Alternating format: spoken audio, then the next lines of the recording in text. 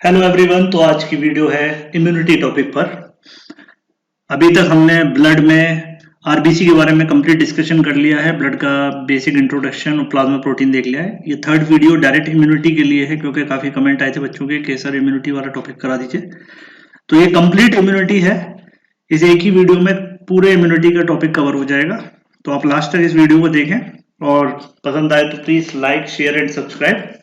ठीक है, तो मैं अभी आपको 1 मिनट का टाइम दे रहा हूँ, जरा ये पढ़ लीजिए कि ये वीडियो क्यों इंपॉर्टेंट है आपके लिए, क्योंकि इसमें सारा डिस्कशन है किस टाइप के क्वेश्चन आते हैं।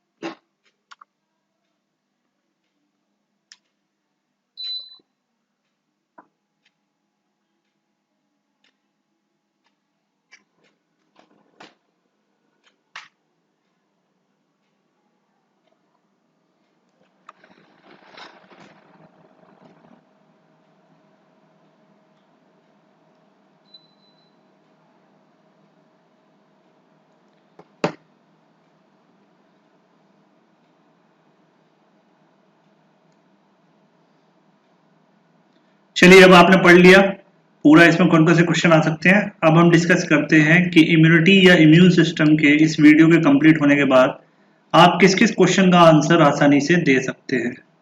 देखिए, क्वेश्चन आ सकता है कि classify the immunity and give examples for each. कितने टाइप की इम्यूनिटी होती है, इसका आंसर आपको देना आ जाएगा। Classify lymphocyte and give their functions. Lymphocyte कितने तरीके के होते हैं और उनके क्या क्या फंक्शन होते हैं। List the non specific defence mechanism and list the functions of NK cell. NK cell मतलब नेचुरल किलर सेल। ठीक है, एनके सेल मतलब natural killer cell.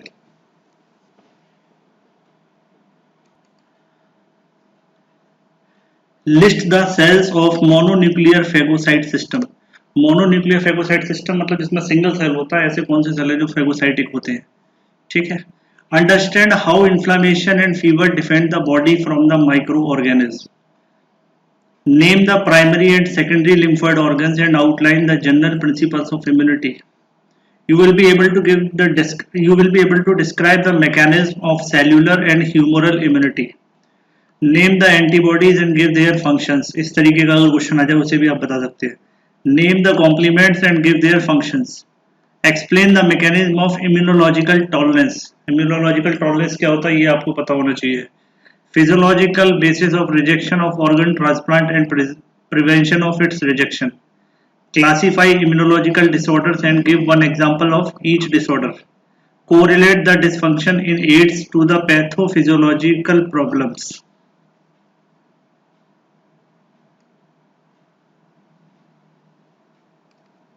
Explain the role of mononuclear cells, inflammation and fever in immunity. Describe the role of complement systems in immunity. Explain the role of antibodies in immune response. List the different type of immunotherapy and describe importance of monoclonal antibodies in immunotherapy. Understand the pathophysiology and immunodeficiency. तो ये इतने तरीके से आपसे question अगर पूछा जाता है तो आप आसानी से इस वीडियो को देखने के बाद इन सभी क्वेश्चनों के आंसर लिख सकते हैं और आप एग्जामिनर से अच्छे मार्क्स फैच कर सकते हैं। ठीक है,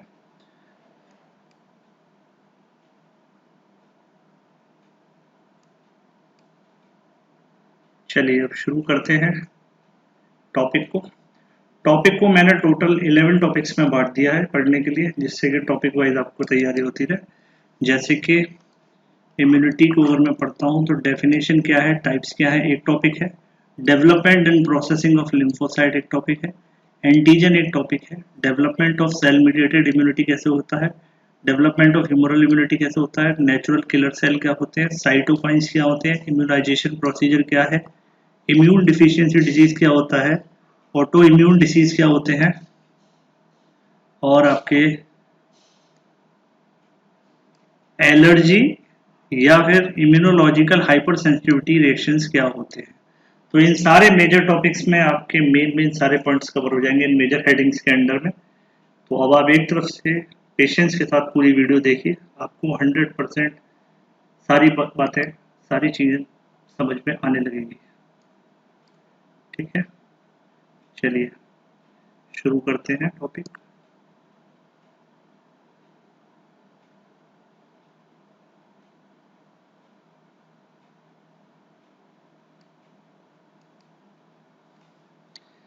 फर्स्ट है हमारा definition and type. First heading हमारी यही थी, definition and type of immunity. ठीक है, अब देखते हैं जरा इम्यूनिटी क्या होता है। तो immunity is defined as the capacity of body to resist pathogenic agents. It is the ability of body to resist the entry of different type of foreign bodies like bacteria, virus, toxic substance। तो immunity क्या है, ये body की natural capacity है resist करने की against the pathogenic agent. अगर आपकी बॉडी पर कोई बैक्टीरिया एक्ट कर रहा है, कोई वायरस एक्ट कर रहा है, कोई प्लाज्मोडियम एक्ट कर रहा है, कोई भी एक्ट कर रहा है, तो आपकी बॉडी क्या करेगी, उससे एक बार पहले लड़ने की कोशिश करेगी जिससे कि वो आपकी बॉडी को हार्म ना पहुंचा पाए। तो ये जो बॉडी का नेचुरल रिएक्शन है टूवर्ड्स द पैथोजन, इसी को हम बोलते हैं इम्यूनिटी। इम्यूनिटी आपकी दो टाइप की हो सकती है। Immunity can be of two type. कौन कौन सी इम्यूनिटी, इनेट इम्यूनिटी और एक्वायर्ड इम्यूनिटी। इनेट माने इनबॉर्न भी बोल सकते हैं आप इसको, इनबॉर्न। ठीक है, और एक्वायर्ड को हम एडप्टिव भी बोलते हैं। मतलब जैसे जैसे हम किसी चीज के लिए एडप्टिव होते जाते हैं, हमारी एक्वायर्ड इम्यूनिटी बढ़ती जाती है। और इनबॉर्न इम्यूनिटी क्या होती है, बाय बर्थ। इनबॉर्न इम्यूनिटी क्या होती है, बाय बर्थ। ठीक है, अब फर्स्ट है इनेट इम्यूनिटी को हम समझते हैं कि इनेट इम्यूनिटी क्या होता है। इनेट इम्यूनिटी और non specific immunity. Innate immunity या नॉन स्पेसिफिक क्यों बोलते हैं, इसको इसलिए बोलते हैं कि ये किसी पर्टिकुलर डिसीज के लिए नहीं होती है, ये ओवरऑल एक कंप्लीट पैकेज होता है हर तरीके के डिसीज के लिए। ठीक है, प्राइमरी लेवल पे हर तरीके का डिसीज के लिए लड़ने की कोशिश करेगी, लेकिन जो हमारी स्पेसिफिक इम्यूनिटी होती है, जिसको हम एक्वायर्ड बोलते हैं, वो एक पर्टिकुलर डिसीज के लिए ही ज्यादा फंक्शनल होती है।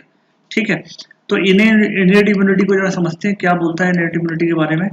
The innate immunity is the inborn capacity of the body to resist the pathogen. देखिए इनबॉर्न आ गया ना capacity. By chance, if the organism enter the body, innate immunity eliminate them before the development of any disease. It is otherwise also called natural or non-specific immunity. तो ये इसके और नाम है, नेचुरल इम्यूनिटी भी बोलते हैं, नॉन स्पेसिफिक भी बोलते हैं और इनबॉर्न भी बोलते हैं। ठीक है, ये सारे नाम हैं इनेट इम्यूनिटी के।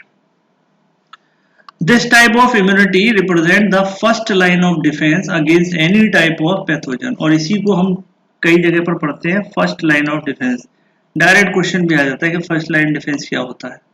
ठीक है, तो सिंपल सा है, फर्स्ट लाइन डिफेंस में वो सारे तरीके आ जाते हैं बॉडी के जिसके थ्रू वो इनबॉर्न इम्यूनिटी के थ्रू वो ऑर्गेनिज्म के साथ, किसी भी पैथोजन के साथ फाइट करती है। अब हम देखते हैं मैकेनिज्म कैसे काम करता है, यानी मैकेनिज्म ऑफ इनेट इम्यूनिटी। तो देखिए इनेट इम्यूनिटी के जो मैकेनिज्म है उसको समझने के लिए हम क्या कर सकते हैं कि इस टेबल से हमें काफ़ी कुछ आइडिया लग जाएगा। तो देखिए सबसे पहले गैस्ट्रोइंटेस्टाइनल ट्रैक्ट हमारा होता है।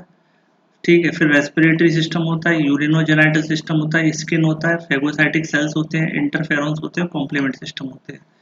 तो ये सारे तो वो पॉइंट है जहां से हमारी बॉडी एक्सटर्नल एनवायरनमेंट के कॉन्टेक्ट में आती है। ठीक है, एक्सटर्नल एनवायरनमेंट के। गैस्ट्रोइंटेस्टाइनल में एक ओपनिंग माउथ की होती है, ठीक है, और एक एनस होता है, दोनों ही आउटर एनवायरनमेंट में खुलते हैं। नोज आउटर एनवायरनमेंट में खुलती है, नेजल चेंबर। ठीक है, यूरिनोजेनाइटल, ठीक है, यूरेथ्रा बाहर खुलता है, और स्किन तो डायरेक्ट कॉन्टेक्ट में रहती है एनवायरनमेंट के। और ये जो सेल होते हैं बॉडी के अंदर होते हैं कि अगर कोई इनको क्रॉस करके अंदर आता है इन सारे बैरियर्स को, तो ये इसको हैंडल कर सकते हैं। ठीक है, अब हम देखते हैं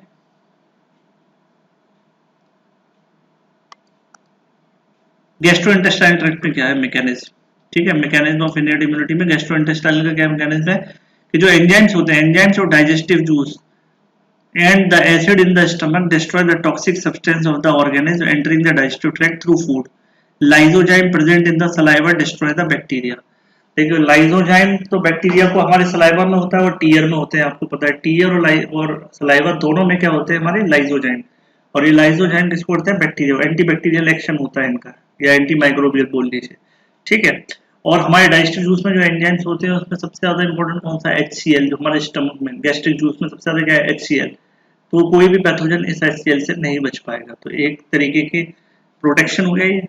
ऐसे ही रेस्पिरेटरी की बात करें तो defensin and cathelicidins, cathelicidins and defenses in epithelial cells of air passage are anti microbial peptides.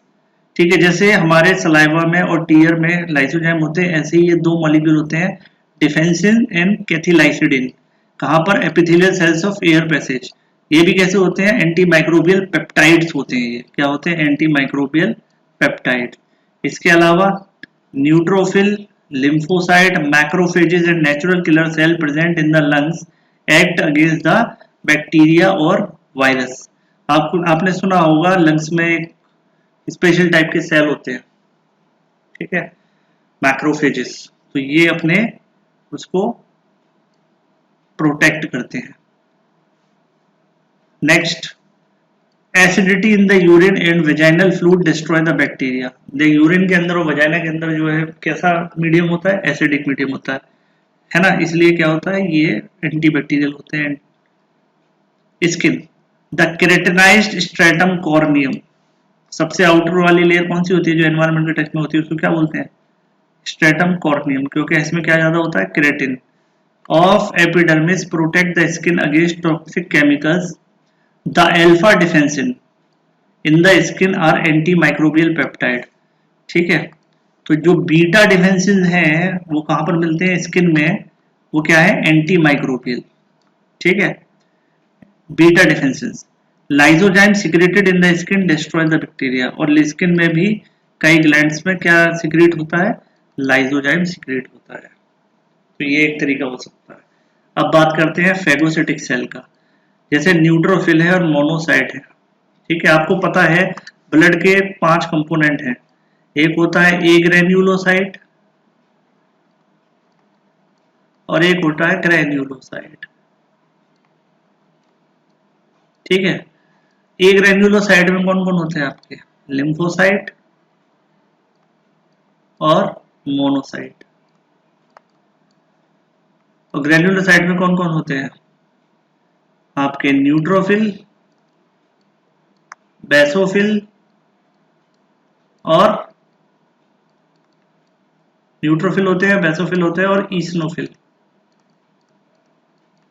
अब इनमें ये जो दो होते हैं मोनोसाइट और न्यूट्रोफिल, ठीक है, इनमें के पास कौन सी प्रॉपर्टी है, फेगोसाइटिक, बाकी किसी के पास फेगोसाइटिक एक्टिविटी नहीं होती, याद रखना इस बात को। यही दो सेल हैं जो फेगोसाइटिक होते हैं। देन मैक्रोफेजेस, जो मोनोसाइट निकलकर सर्कुलेशन से कनेक्टिव टिश्यू में आ जाते हैं, मेन ब्लड सर्कुलेशन से, वो क्या बन जाते हैं आपके macrophage. Ingest and destroy the microorganism and foreign bodies by phagocytosis. Interferons inhibit the multiplication of virus, parasite and cancer sales.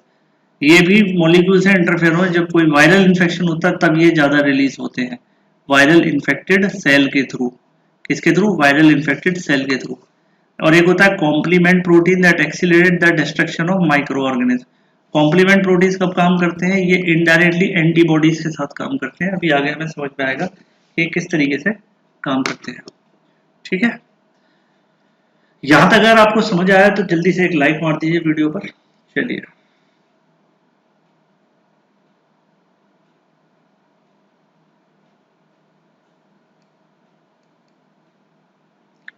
अब समझते हैं हमने एक्वायर्ड इम्यूनिटी।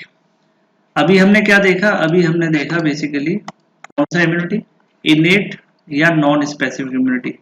अब बात करते हैं हम एक्वायर्ड या स्पेसिफिक इम्यूनिटी की।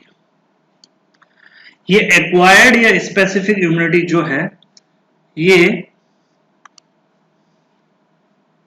कैसी होती है, ये एडप्टिव इम्यूनिटी भी बोलते हैं इसको, ठीक है। ये डिसीज स्पेसिफिक होती है, जैसा डिसीज होगा वैसी ही बॉडी हमारी उसी के लिए पर्टिकुलर सेल्स डेवलप करेगी। तो acquired immunity is resistance developed in the body against any specific foreign body like bacteria, virus, toxin, vaccine and transplanted tissue. तो ट्रांसप्लांटेड टिश्यू में कौन सी इम्यूनिटी काम आती है, हमारी एक्वायर्ड इम्यूनिटी, याद रखना इस बात को। तो ये जितनी भी हैं ये सब क्या है, ये स्पेसिफिक होती है। जबकि आपने देखा था कि जो इनेट वाली है या इनबॉर्न वाली है वो ओवरऑल सब पे एक जैसा ही काम करते हैं, चाहे बैक्टीरिया हो या वायरस हो या टॉक्सिन हो, सबके लिए वो एक ही प्रोटेक्टिंग शील्ड बनाती है, जिसको फर्स्ट लाइन ऑफ डिफेंस बोलते हैं, ठीक है। So this type of immunity is also known as specific immunity. It is the most powerful immune mechanism that protects the body from the invading organism or toxic substance. ये बाकी के मुकाबले कैसा है, पावरफुल है, ठीक है। Lymphocytes are responsible for acquired immunity. और कौन से सेल इसमें मेन है जो इसकी वजह से एक्वायर्ड इम्यूनिटी होती है, इसमें मेन है acquired immunity lymphocyte. The two type of acquired immunities develop in the body. Body के अंदर दो तरीके की एक्वायर्ड इम्यूनिटी काम करती है, एक होती है सेल्यूलर इम्यूनिटी और दूसरी होती है ह्यूमरल इम्यूनिटी। सेल्स के थ्रू और ब्लड में, ब्लड के थ्रू। ह्यूमरल मतलब ब्लड, यानी ऐसे कंपोनेंट जो ब्लड में डिजोल्व होंगे, ठीक है, ऐसे component. The lymphocytes are responsible for development of these two type of immunity. और दोनों के लिए पॉजिटिव एजेंट कौन है, लिम्फोसाइट। दोनों में ही लिम्फोसाइट काम आते हैं। सेल्यूलर वाले में टी लिम्फोसाइट काम आता है और ह्यूमरल वाले में बी लिम्फोसाइट काम आता है, बस ऐसे याद रख लो आप, ठीक है। इस चार्ट से आपको थोड़ा बहुत समझ में आएगा, दिखाता हूँ आपको किस तरीके से।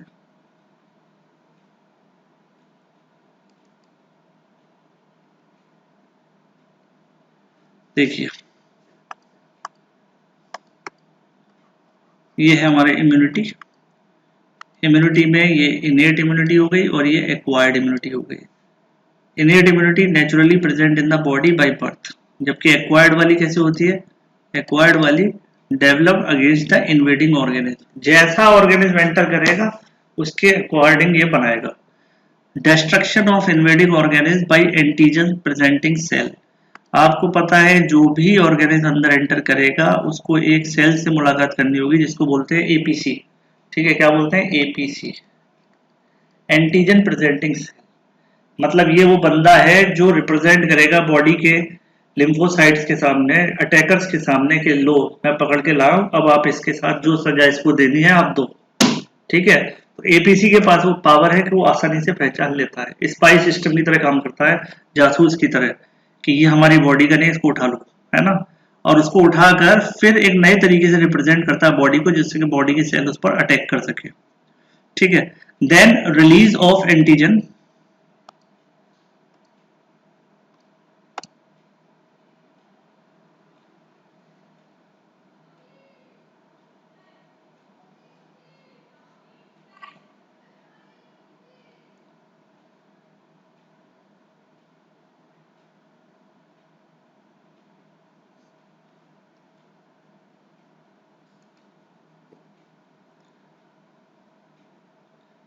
तो अब इसमें हमें क्या देखना है, ये इसके बाद क्या रिलीज करेंगे, ये एंटीजन रिलीज करेंगे। एंटीजन प्रेजेंट सेल क्या रिलीज करवाएंगे, एंटीजन को। और ये एंटीजन प्रेजेंटेशन कहां पर होगा, presentation of antigen to the, ये एपीसी कहां प्रेजेंट करेंगे, या तो टी लिम्फोसाइट को और बी लिम्फोसाइट को।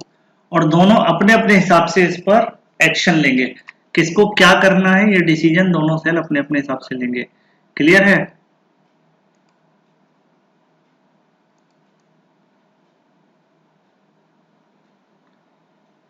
क्या करेंगे जरा ये समझ लेते हैं। चलिए यहाँ पर release of antigen, presentation of antigen to the T lymphocyte and B lymphocyte. अब जब टी लिम्फोसाइट को प्रेजेंट किया जाएगा तो development of cell mediate immunity, और इस टाइम पर कौन सी इम्यूनिटी डेवलप होगी हमारे अंदर, जब टी लिम्फोसाइट एक्ट करेगा तो सेल मीडिएटेड, और जब बी लिम्फोसाइट करेगा तो humoral immunity. T lympho cell mediated immunity में क्या होगा, there is activation of helper T cell. ये हेल्पर टी सेल एक्टिवेशन कराएंगे किसका, साइटोटॉक्सिक टी सेल का, और ये cytotoxic T cell directly destruction करेंगे invading organism by direct attack. ये किसी की हेल्प नहीं मांगते, डायरेक्ट लड़ाई झगड़ा करना शुरू कर देते हैं खुद ही अपने दम पर, ठीक है। जबकि ह्यूमरल इम्यूनिटी के साथ क्या होता है, ये एक्टिवेशन कराता है बी सेल्स का। ह्यूमरल इम्यूनिटी के डेवलपमेंट के बाद क्या होता है, बी सेल एक्टिवेट हो जाते हैं और वो डिवाइड होकर क्या बनाते हैं, plasma cell and memory cell. यही प्लाज्मा सेल आगे जाके क्या प्रोड्यूस करते हैं, एंटीबॉडीज, और ये एंटीबॉडीज डिस्ट्रक्ट करती है इन्वेडिंग ऑर्गेनिज्म को। तो ये कैसा मेथड हो गया, ये डायरेक्टली अटैक नहीं करते, with the help of B cell कभी भी डायरेक्टली अटैक नहीं करते। किसके थ्रू हेल्प करते हैं, एंटीबॉडीज के थ्रू हेल्प अटैक करते हैं, ठीक है। ये पॉइंट आपको याद रहना चाहिए कि बी सेल एंटीबॉडीज के थ्रू करते हैं, इसीलिए ये एंटीबॉडीज कहाँ रहती हैं, ब्लड में, प्लाज्मा में, इसीलिए इसको क्या बोलते हैं हम, ह्यूमोरल। और ये सेल्स होते हैं डायरेक्टली टी लिम्फोसाइट, तो ये सेल डायरेक्टली ऑर्गेनिज्म पर अटैक करते हैं।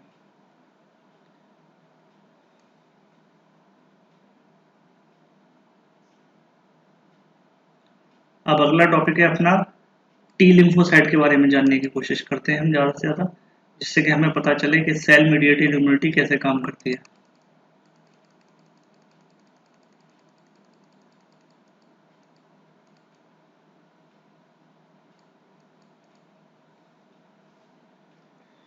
चलिए, development and processing of lymphocyte. In the fetus lymphocyte develop from the bone marrow. Lymphocyte fetus के अंदर कहां से डेवलप होते हैं, बोन मैरो के अंदर। और फीटस के अंदर बोन मैरो ज्यादा डेवलप नहीं होती, इसीलिए बच्चों के अंदर पहले नेचुरल इम्यूनिटी दी जाती है, यानी इनबोर्न इनेट इम्यूनिटी, और जैसे जैसे उनकी उम्र बढ़ती जाती है तब उनके अंदर कौन सी इम्यूनिटी, एक्वायर्ड इम्यूनिटी डेवलप होती है। All the lymphocytes are released in circulation and differentiated into two categories. The two categories are T lymphocyte or T cell, which are responsible for development of cellular immunity, और second category का नाम है B lymphocyte, जिनको B cell भी कहते हैं, which are responsible for humoral immunity. यहाँ तक क्लियर है सबको। अब हम देखते हैं T lymphocyte क्या होते हैं। T lymphocyte, तो T lymphocytes are processed in thymus, ठीक है। फॉर्मेशन कहां होती है, याद रखना, फॉर्मेशन कहां होगी, फॉर्मेशन इसकी भी बोन मैरो में होगी, लेकिन इसकी प्रोसेसिंग कहां होगी, थाइमस में। इसीलिए याद करिए, थाइमस को बोलते हैं ना primary school of T lymphocyte, और थ्रोन ऑफ इम्यूनिटी भी बोलते हैं इसको, दो और नाम है इसके, ठीक है। The processing occurs mostly during the period between just before the birth and few month after the birth. Thymus secretes a hormone called thymosin which play an important role in the immunity. It accelerates the proliferation and activation of lymphocyte in thymus. It also increases the activity of lymphocyte in lymphoid tissue. तो ये इतने सारे काम कराता है thymosin. देखिए, इसको proliferate कराएगा, ज़्यादा से ज़्यादा कॉपीज बनवाएगा इसकी, इनको एक्टिवेट कराएगा कि किस तरीके से एक्ट करेंगे, ठीक है। तो ये इसका काम रहता है। Type of T lymphocyte, T lymphocyte के टाइप कौन कौन से होते हैं जरा देख लेते हैं।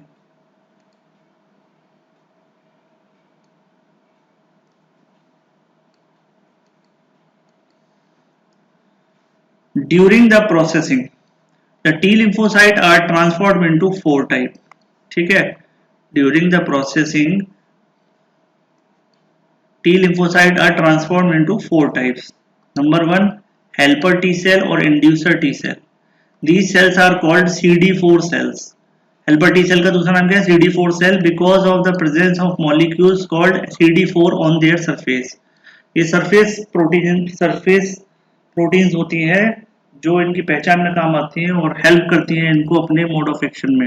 CD4, ये आपको याद हो, एड्स का जो वायरस होता है उसके पास कौन से रिसेप्टर होते हैं, GP120 नाम की प्रोटीन होती है उसके आउटर कोर में, और वो किसके साथ अटैच होती है, CD4 रिसेप्टर के साथ।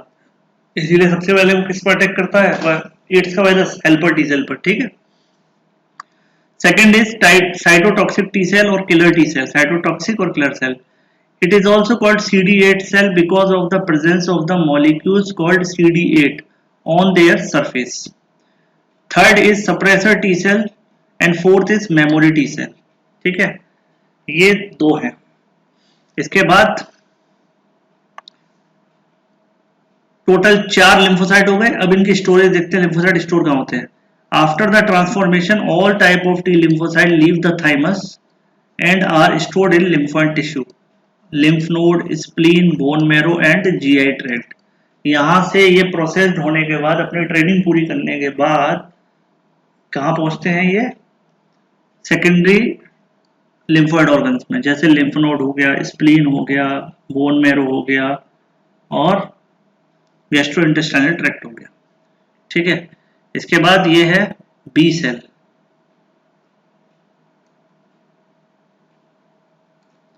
B lymphocyte.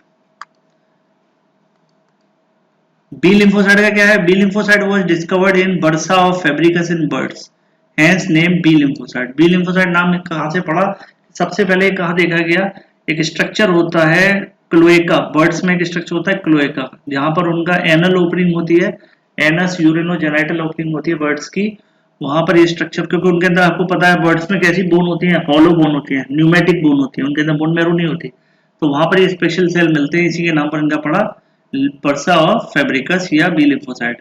Bursa of fabricus is lymphoid organ situated near the cloaca of birds. Bursa is absent in mammals and the processing of B lymphocyte takes place in the liver during fetal life and bone marrow after the birth. दोनों बातें याद रखनी है, जब तक बच्चों के अंदर बोन मैरो नहीं बनती तब तक ये आप कहाँ पर मैच्योर होते हैं, लिवर में, अदरवाइज फिर बोन मैरो में। जबकि बी लिम्फोसाइट की फॉर्मेशन कहाँ होती है, इनकी फॉर्मेशन और ट्रांसफॉर्मेशन यानी प्रोसेसिंग दोनों ही बोन मैरो में होगा। जबकि टी लिम्फोसाइट की फॉर्मेशन तो बोन मैरो में होगी, लेकिन प्रोसेसिंग कहाँ होती थी, प्रोसेसिंग उसकी होती थी आपकी थाइमस ग्लैंड में। Types of B lymphocyte, after processing B lymphocyte are transformed into two type, plasma cell जिनसे क्या बनती है एंटीबॉडीज, और एक बनती है मेमोरी सेल जो उसकी कॉपी बनाते हैं, ठीक है। Storage of B lymphocyte, after transformation B lymphocytes are stored in the lymphoid tissue of lymph node, spleen, bone marrow and GI tract. ये भी अपनी इस लोकेशन को छोड़कर कहाँ, सेकेंडरी लिम्फोइड ऑर्गन में आ जाते हैं। तो याद रखिए कि फॉर्मेशन और मैच्योरेशन के बाद सारे स्टोरेज के लिए कहाँ पर आ जाते हैं, बी और टी, ये आ जाते हैं सेकेंडरी लिम्फोइड ऑर्गन यानी पेरिफेरल बॉडी ऑर्गन्स में, जहाँ पर एक्चुअल में इन्फेक्शन होने, इन्फेक्शियस एजेंट जहाँ से ऊपर पास होते हैं लिम्फ के थ्रू या ब्लड के थ्रू, ठीक है। अब एक टॉपिक हम देखते हैं, एंटीजन क्या होता है ना, एंटीजन क्या होता है, चलिए समझते हैं एंटीजन क्या होता है। बी और टी लिम्फोसाइट तो समझ में आ गया हमको। एंटीजन क्या होता है, the chemical nature of antigen, antigen are mostly conjugated protein like lipoprotein, glycoprotein and nucleoprotein. Nucleic acid होगा तो प्रोटीन के साथ मिल जाएगा न्यूक्लियोप्रोटीन, लिपिड मिल जाएगा तो लाइपोप्रोटीन, और शुगर मिल जाएगी तो ग्लाइकोप्रोटीन, ठीक है। डेफिनेशन एंड टाइप की बात करें तो antigens are substance which induce specific immune reaction in the body. Antigens are of two types, कितने तरीके होते हैं, दो तरीके, auto antigen and foreign antigen. Auto antigen यानी self antigen present on the body's own cell such as A antigen and B antigen on RBC. आपको पता है हमारे आरबीसी पर ए एंटीजन बी एंटीजन होता है जिसकी वजह से हमारा ब्लड ग्रुप पता चलता है, तो वो क्या है, ऑटो एंटीजन के टाइप में। Foreign antigen are non self antigen that enters into the body from outside. Following are the non self antigens. Number 1, receptors on the cell membrane of microbial organisms such as bacteria, virus and fungi। इन तीनों के जो receptors होंगे cell membrane के ऊपर, वो सब कैसे act करेंगे हमारी बॉडी के लिए, as a foreign antigen. Toxin जो रिलीज करते हैं माइक्रोबियल ऑर्गेनिज्म, वो भी हमारे लिए क्या है, एक फॉरेन प्रोटीन है, इसीलिए वो भी कैसा है, फॉरेन एंटीजन है। मटेरियल फ्रॉम ट्रांसप्लांटेड ऑर्गन्स और इनकॉम्पिटेबल ब्लड सेल्स। आपको पता है गलत ब्लड चढ़ा दिया जाए तब भी वो हमारे लिए कैसे काम करते हैं, एंटीजन की तरह काम करते हैं। हमारी बॉडी क्या करती है, एंटीबॉडी, एंटीजन एंटीबॉडी रिएक्शन होकर उसके साथ क्या करती है, कोएगुलेट करा देती है ब्लड को, है ना। या ट्रांसप्लांटेड ऑर्गन में भी सेम ही रिएक्शन देखने को मिलता है। एलर्जेंस और allergic substance like pollen grains, ऐसे सब्सटेंस जो हमारे अंदर एलर्जी कराते हैं वो भी इसी कैटेगरी में आते हैं, ठीक है। लेकिन बस याद रखिए एंटीजन और एलर्जिन में फर्क क्या है। एंटीजन हमेशा प्रोटीनियस होंगे, है ना, और एलर्जिन कोई भी हो सकता है, प्रोटीन, फैट, लिपिड तो नहीं होता, प्रोटीन हो सकता है, न्यूक्लिक एसिड हो सकता है, और कोई भी ऑब्जेक्ट हो सकता है, धूल मिट्टी कुछ भी, वो हमारे लिए एंटीजेनिक हो सकता है, वो एलर्जिक हो सकता है। ठीक है। Type of non self antigen. अब ये नॉन सेल्फ एंटीजन क्लासिफाइड होते हैं 2 टाइप में, based on their response developed against them in the body. Body में वो कैसा रेस्पॉन्स डेवलप करवाते हैं उस बेसिस पर वो भी 2 टाइप के हो सकते हैं। एक होता है antigens which induce development of immunity and production of antibody, it is called immunogenicity. तो यानी किसी भी एंटीजन की मेन स्पेशलिटी क्या हो गई, इम्यूनोजेनिसिटी होनी चाहिए उसके अंदर, यानी उसके अंदर ये पावर होनी चाहिए कि वो हमारी इम्यूनिटी के अंदर ये इंड्यूस करा सके कि हमारी एंटीबॉडीज बननी शुरू हो जाए। दूसरा क्या होता है, the antigens which react with specific antibody and produce allergic reaction, that is called allergic reactivity. The allergic reaction is explained in this chapter, later part of this chapter. अभी अगली वीडियो में हम इसको देखेंगे। ठीक है।